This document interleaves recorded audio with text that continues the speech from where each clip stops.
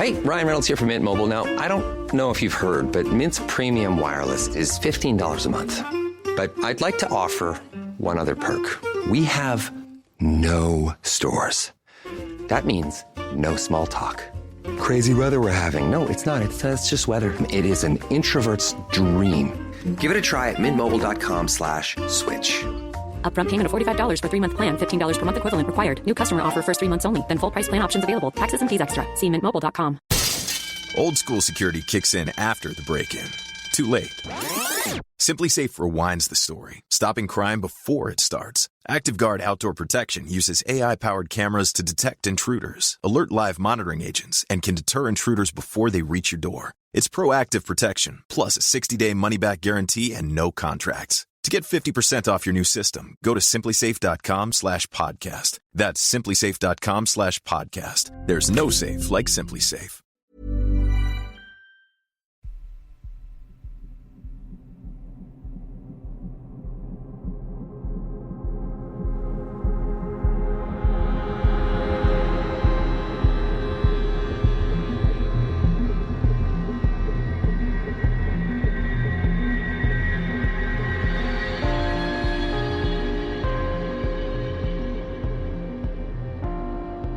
Hello and welcome to 31 Days of Terror 2025, and we are on day number 11, and I have one spooky story for you today, and our story comes from Anonymous.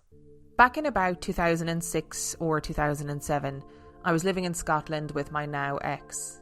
We had taken over running a small hotel in the Highlands that hadn't been open for a while and was generally a bit grubby. We didn't have a car and were dropped at the location with the keys, with the idea that we would generally clean up and get ready to start taking guests and open the bar. After settling in and looking around the first night, I started the cleanup the next day. An old beat-up dresser in one of the rooms upstairs had caught my eye. The mirror had been broken, probably long ago, but cleaning it up, I thought it would make a nice entranceway table for the lobby. So dragging it down the stairs to the storage area in the back of the kitchen, I started cleaning it up when I felt someone walk into the room behind me, so instinctively I stopped what I was doing and turned to look. Seeing no one, I realised I was alone, as the only other person who was in this locked hotel with me had gone for a walk. Back to cleaning, I felt it again, reflexively turning to see who was there. No one. It went on like this for some time. Sanding the old dresser, feels like someone walks. I stop, I look up, still no one. This went on for a while, and it was just more on an instinct than anything else. You can sense someone walking up behind you and you turn around. I had concluded that it must have been people on the street catching my eye, and because I was in a back room on the far side of the building away from the road, they were somehow being reflected from a window that was reflecting another window or something. But the street was quiet, as was pretty normal for a small Highland town in the middle of the day. After a while of this, and since I was alone, I started to address the empty room. I still get the chills run up to the top of my head recounting this even now. Whoever is here, we don't mean any harm, we just want to make the place nice. Feeling foolish after what I had just done, talking to an empty room is not normally my sort of thing, I left that job and went to do something else in a different part of the hotel. So many things transpired in that place, some small and innocuous, others harder to ignore. It is hard to recall them all in a specific order, but I will do my best. We had been there probably a week. Nothing too serious had happened, just old building creaks and groans. Late one evening, a delivery of furniture for the hotel was arriving. I was standing in the back with the truck driver. We were both standing and looking up at the old building, like an imposing giant with rough stone skin and pale yellow light coming from its windows, staring down at us like many watchful eyes. When the driver turned to me and said, "I know this place, it's haunted. We used to go up to the staff room to the top of the back stairway when I was a kid and wait to see what happens." I replied with, "Great. That's my bedroom," sounding like I was half joking, but a speck of quiver had undoubtedly squeaked out with the words, giving away my false bravado. I had been getting some unusual feelings in the place all week. I'm very sceptical, so had been busy convincing myself that it was all in my head, but this sudden revelation had not helped at all. There was a local girl who worked the bar for us on busy nights. She knew all the locals and people liked a familiar face. On Thursday, Friday and Saturday night she would work until closing, at which point her sister would show up. And that was because she did not want to be alone. They were both afraid. And if one of them had to go to the bathroom, they would go together. One would stand outside the door while the other one went in to use the facilities. They kept each other on the phone the whole time that they were out of each other's sight, and would not end the call until they were back together. Apparently this was due to the various odd happenings they had seen previously. She told us that one night she was heading to the kitchen at the end of the shift with the cutting board and leftover fruit from the evening shift. As she swung the heavy kitchen door to walk through, the door slammed back violently at her as if someone had slammed it in her face, hitting her and the chopping board she was carrying, sending lemons, limes, the cutting board and a sharp knife flying. The last call bell behind the bar was also said to have rung on its own. I never heard this, but I did have reports from previous staff and people who frequented the hotel. I did spend some time inspecting it to find a reason why it might seem that way. Drafts, loose boards, etc. But I didn't find anything conclusive. Behind the bar there was a door that led to the cellar area. Going through that doorway there was another door to the immediate left leading to the small office. Straight ahead was the entrance to the kitchen. From the kitchen you could go to the storage area where I was cleaning up the old dresser. This room just had shelves for dry storage and chest freezers.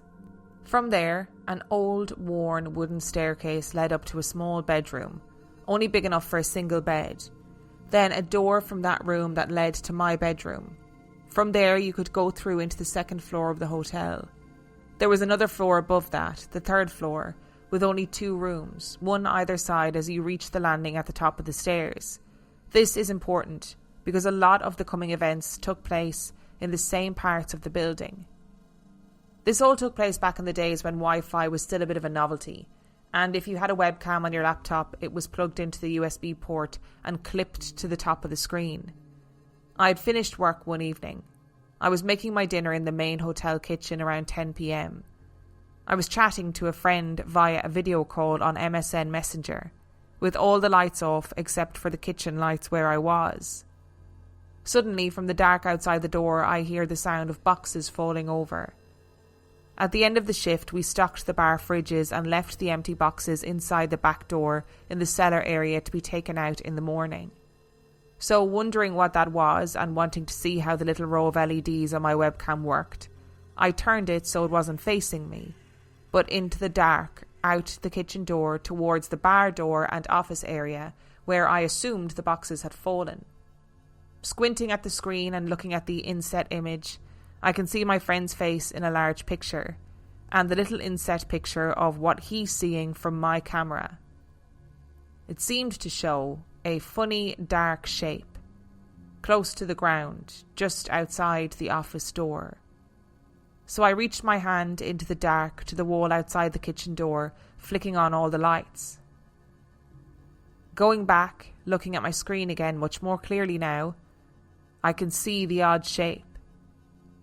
I made the image larger, what I was looking at, and it looked like a person wearing a fur coat but crouched down, as if balanced on the balls of their feet, knees to their chest, and a fur coat pulled up over their head like how a child might hide. I said to my friend, "Can you see that?" He replied, "The thing on the floor, yeah, I can see it.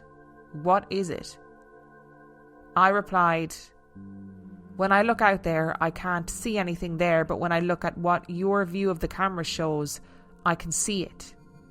He plainly replied, "I don't believe you. If you were telling the truth, you wouldn't be standing there still." "I'm not," I said as I grabbed my food, scooped up my laptop, and ran up the old wooden stairs to my room. In a separate incident, but based in the same part of the building, one sunny day the bar was open and the hotel was quiet.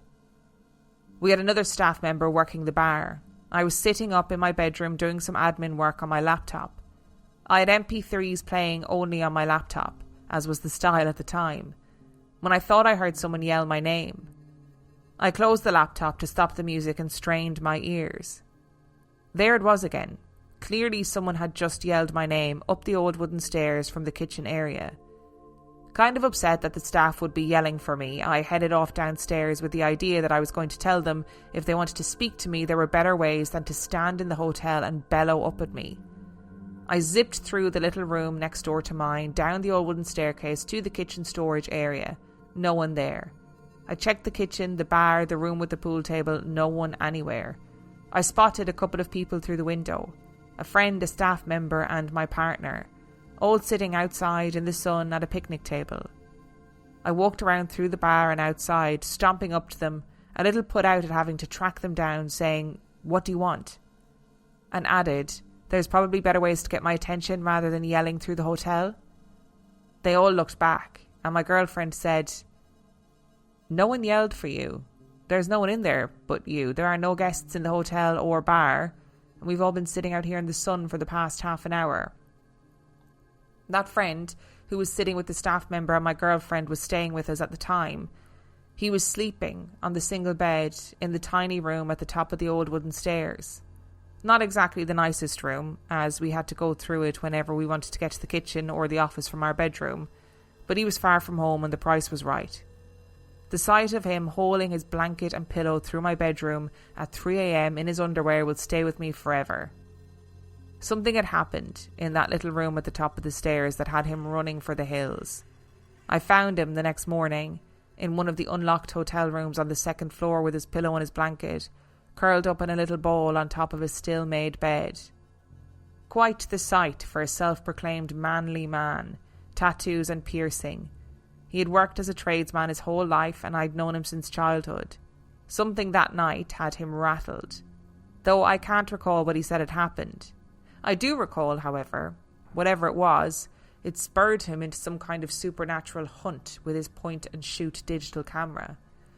This was before the camera on our phones took half-decent photos. After we closed the bar one evening, not long after that bedroom incident, he took his little camera and systematically went to every room in the hotel, turned the flash on and took a slew of photos, walking into every room and firing off a photo facing each direction. When we ran through the photos on a laptop, they were all pretty normal looking, with two standouts that showed something odd. In the room on the right-hand side of the third floor, there was a small hidden door. As part of the wall, this door accessed the roof space where the plumbing and electrical for the room was located. As we quickly scanned through all the photos, one made us stop for a second, some kind of little glowing orb. Sort of writing it off, we flipped to the next one. What he had done was, holding the camera at arm's length and reaching into the crawl space through the door, fired off a shot to the left and then immediately turned the camera to the right and took another shot facing. The second picture showed something different. The orb was now huge and much closer to the camera. Being sceptical in nature, I assumed these were somehow light from the flash being reflected off a dust particle. I was just reaching for anything to explain these things at this point. Another interesting occurrence happened to me while I was in that same room. I cannot recall if it was before or after the photo in the crawl space. The two rooms on the third floor were the nicest rooms in the hotel, so when they were empty from time to time, I would go up there in the evening, put my feet up and watch TV. I didn't have good reception in my room, and since I lived at work, it seemed like a good idea. The lights in the stairways were always on, as they are in all hotels. So from where I sat in the dark room watching TV, I could see a strip of light flooding under the door from the hall lights outside. What caught my eye while I was watching TV was the two shadows. To me, they appeared to be the feet of someone who was about to knock on the door. Not unusual, being the manager, people would come and find me if there was any kind of issue. The two foot-shaped shadows in the light streaming under the door stayed there, so I muted my TV and sat there in the dark waiting for someone to come in. No knock, no one entered, so I called out, "Hello?" and went to open the door. No one was there. I thought to myself, that's odd. I swear I saw someone out there, must have imagined it, and went back to my show. After not too long, the shadow returned. This time, the best way I can describe them was swirling, chopping and changing, running back and forth. So I sighed to myself as I realised we must have some mice or rats. Not a huge shock, the building is very old. So I opened the door expecting to see some kind of rodent situation, but again, empty hallway and the faint chatter and sound of music floating up from the bar on the first floor. I sit back down. The show is still muted and the glow of the TV dances on the walls in the darkened room. Before long, the swirling shadows come back. I get up off my chair and very carefully crept to the heavy hotel room door and as fast as I can swing it open with a kind of aha motion, expecting to catch these little rodents in the middle of their cavorting. But again, just an empty hallway. Knowing when to admit defeat, I turned the TV off, straightened up the room and quietly retreated back down to a more populated part of the hotel. The friend I was speaking to on the webcam earlier in the story had come to visit me and was filling in doing some bar shifts during the day and living in the little room next to mine at the top of those old worn out wooden steps that took to the storage area behind the kitchen. His time spent sleeping in that room that had frightened the bejesus out of my other friend went more along the lines of cold spells in the room, the sounds of footsteps climbing those stairs, and trying the door handle in the middle of the night, which I'm sure wasn't helping him get a restful night's sleep. But I didn't see him running for his life in the middle of the night. After he went back home, however, I do recall getting a call from him that was made during a cleansing of his house. He had sought advice from someone regarding a series of bizarre dreams he was having, where a dark figure was standing over him as he slept. He was less than impressed when he was told, "Wherever you have been, something has come back here with you." Wrapping up this as best I can, trying to keep it as short as I can, I will tell you about the last thing that happened in the days before we left.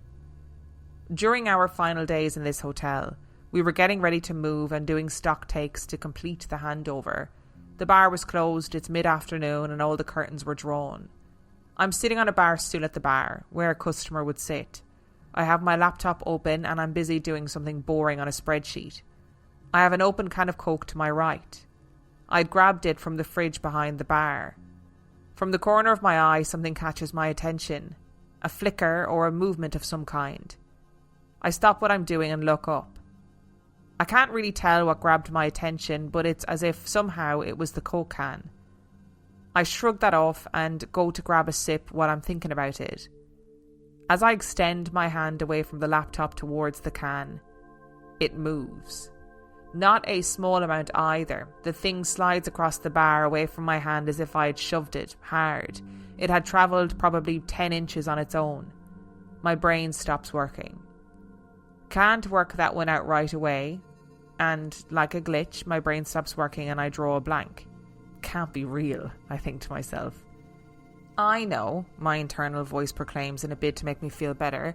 The condensation on the can has caused a seal around the concave base, creating some kind of low friction situation, and the bar top must be sloping away from me, allowing the can to ride on a cushion of air down the slope and away from me somehow. It's a stretch, but the best I've got. I look at the bar and it does indeed have a slope, but it's sloping the opposite way. The can moved away from me on an uphill slope. My brain glitches out again. I stare blankly at the can and the trail its condensation has left on its inexplicable voyage across the bar. I don't know how to explain what I just saw, so I run away. I flee the bar, I drop what I'm doing and go. I call the cell phone of the only other person who is in here with me. It's faster than going room to room. She answers her phone and tells me she's upstairs vacuuming. On the 3rd floor. In that room on the right at the top of the stairs. I find her and tell her what's happened. She doesn't believe me and I don't really blame her. I ask her to come with me to retrieve my laptop because I am not going back there alone.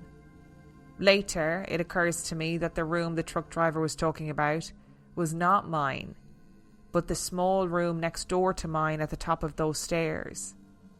I also noticed that all of the events took place in the same parts of the hotel, around the bar office area, the kitchen storage area leading up those stairs to the little room, and that one room on the 3rd floor. I always felt strange telling people about these things because if someone told me I would think they were crazy. It's nearly 20 years ago now, and just the act of writing all this out gives me the absolute heebie-jeebies. The whole time while writing this, I kept getting the same old feeling I had back in those days. A sensation that starts on my neck and travels to the top of my head. Kind of like someone is running a bony finger from my spine to the top of my head. In fact, about halfway through writing this, I started putting asterisks every time it happened. The person who was with me the most in that place, my ex, never believed a word of what I said, as she felt herself to be a bit of a spiritual person, and not once did she encounter or feel anything untoward for herself. As far as I can tell, that old place has since been gutted. Nothing left but the basic stone structure. Once I left, I felt oddly like there was something missing from my life. Seems to be a crude way of putting it, but kind of like a pet that just hung around and you had to leave it behind. My life has not been filled with things like this, but there have been other odd things, but not for years now. Don't get me wrong, I'm an absolute magnet for the bizarre. My friends would attest to that, but in more of a crazy things than unexplainable things. Long after this, I was at a dinner party in another country on another continent. The sort of thing you go to where there are friends of friends, people you don't know and will likely never see again. While at this dinner, someone sitting across the table from me was just looking at me in a strange way. Off topic entirely, they sort of interrupted, and while looking at me they said, "You see things that others don't see, don't you?" I replied with, yeah, sort of, I guess, really unwilling to draw attention to myself, and suddenly everyone is now looking my way. They just sort of give me a little knowing smile and went back to eating their food. They don't bring it up again. I feel like they could tell I didn't want to talk about it.